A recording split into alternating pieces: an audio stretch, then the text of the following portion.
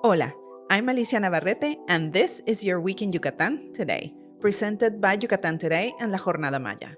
Every week, we bring you Yucatan's local news in under 10 minutes. Only local news, featuring news you can use and a quick summary of recent events. This week, a car plunged off a Periférico overpass after a collision. An alleged thief led police on a high-speed chase across Mérida. A major search warrant was executed in the Montecristo neighborhood by state and federal forces. The lawyer representing the families in a high-profile Periférico accident case is claiming illegal detention and human rights violations. Proposals to modify Paseo de Montejo to, quote, streamline traffic have sparked a public debate over safe mobility and pedestrian safety. Let's get started.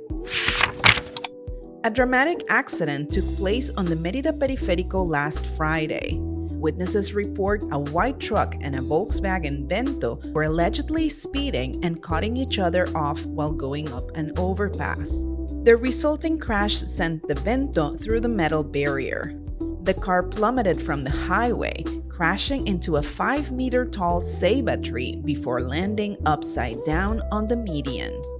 Miraculously, the young driver suffered only minor injuries. Unfortunately, the white truck drove off and left the scene of the accident. On Sunday, a man allegedly stole items from a department store at Plaza de Harbor, sparking an intense police pursuit across the north and west of Mérida. The chase began when the suspect allegedly tried to run down a security guard while speeding out of the mall parking lot. State police quickly picked up the trail via the C5I surveillance system, pursuing the white truck at high speeds down Avenida Tecnológico and even against traffic in the busy Chuburná area. The wild ride ended near the Paseo Verde curb, where a patrol car cornered the driver, causing him to crash. The 22-year-old suspect from Tzitzantún was arrested and is now facing charges for both the theft and the havoc caused during the pursuit. On Wednesday, a major search warrant, known in Spanish as a cateo, was executed at a property in the exclusive Montecristo neighborhood. This was a significant operation, with the state investigative police coordinating with both the National Guard and the Mexican Army. Because this is an ongoing legal proceeding, authorities are not releasing additional details about why the operation was carried out. However, the Yucatán State Police has officially denied claims that the search was at a public notary or that an internal affairs police officer had been detained. We will keep an eye on official channels for more information as it becomes available. We have a shocking and serious development in the high-profile case of Ángel and Fabiola, the couple tragically killed in a Periférico accident back in April.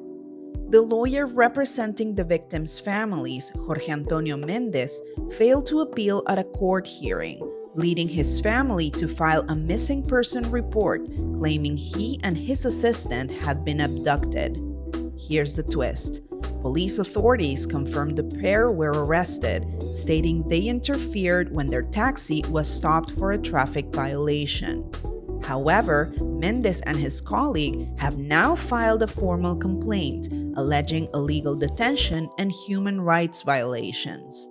They claim they were falsely accused of drug offenses, right as the driver accused in the original fatal accident was regaining his freedom. Méndez is publicly denouncing the detention as arbitrary and is demanding police video evidence to prove his serious claims of human rights violations. We have a fast-developing debate over the future of the iconic Paseo de Montejo.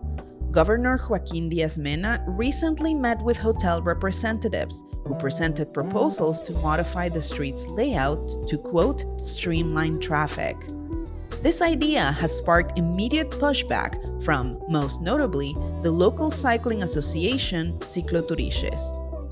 They oppose the removal of the pedestrian islands or planters, arguing they are vital for safe mobility, and are demanding a dialogue to ensure safe access for all users. In response, the government has announced that citizen dialogue spaces will be created, promising to listen to all voices before making any final decisions about the Paseo de Montejo's future. Now let's take a look at some fun stuff happening in the following days. Mérida is hosting the Latin America Ice Skating Encounter this weekend. The Ice Gallery Rink is welcoming over 250 figure skaters from 9 different countries, including Brazil, Chile, and Colombia, for the 3rd Interclub Regional Championship. This is the first time Mexico has hosted this event. You can come see competitors of all ages, from Olympic hopefuls to 5-year-olds. Best of all, admission is completely free, running Thursday through Sunday. Today, October 31st, marks the traditional returns of the souls of the departed here in Yucatan. To celebrate their return, you'll find plenty of events throughout the state, running all weekend. Mérida's famed stroll or Parade of the Souls is taking place tonight between the General Cemetery and La Ermita. Then, the colorful Noche de Catrinas, inspired by Central Mexico's practices, happens Saturday, November 1st. Progreso, Maxcanú, Motul, and Rio Lagartos are also hosting their own events. Check our website for specific programs, as well as a comprehensive guide on what to expect, how to prepare, and how to make the most of these activities.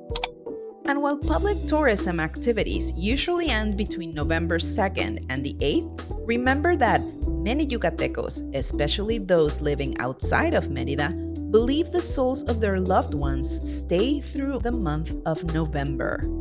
For our listeners who have recently moved here, many of you wonder if it's appropriate to build your own altars at home, and the answer is a resounding yes. This is an intimate tradition that everyone can participate in as a way to remember their loved ones and keep their memories alive. If you'd like to find out more about the meaning and practices behind our traditions, check out this episode's show notes. Find direct links to more details in this episode's description, and check out yucatantoday.com for more activities happening in our state. Every Friday, La Jornada Maya publishes a feature on one of the many native species that share the Yucatan Peninsula with us. This week, get ready to hear about a common pet that's causing a major headache for local wildlife. We're talking about the red-eared slider, often sold as a tiny, innocent turtle with distinctive red stripes behind its eyes. Though native to the southern US and northern Mexico, it's become a huge problem in the Yucatan Peninsula. Why? Because when these turtles, which live for up to 30 years and can grow to 30 centimeters, get too big, irresponsible owners dump them in local waters like cenotes and lagoons. This is a serious threat because the red-eared slider is an aggressive, adaptable, invasive species. It is an omnivore that outcompetes native, more vulnerable turtles like the Mesoamerican slider for food and resources. As experts warn, releasing these turtles is a direct attack on Mexico's delicate aquatic ecosystems. If you have one, commit to its care for life or contact rescue centers. Never just let it go. Read more about the red-eared slider by visiting lajornadamaya.mx. You'll find a link in this episode's description. That's your week in Yucatan today. We welcome your feedback, questions, and ideas. Get in touch with us at editor@yucatantoday.com. Your Week in Yucatan Today is jointly produced by Yucatan Today and La Jornada Maya. Make sure to subscribe, review, and recommend our podcast so we can continue to bring you a summary of Yucatan's local news in English. Yucatan Today is a Yucatan Traveler's Companion. Find our travel, culture, and food content at yucatantoday.com.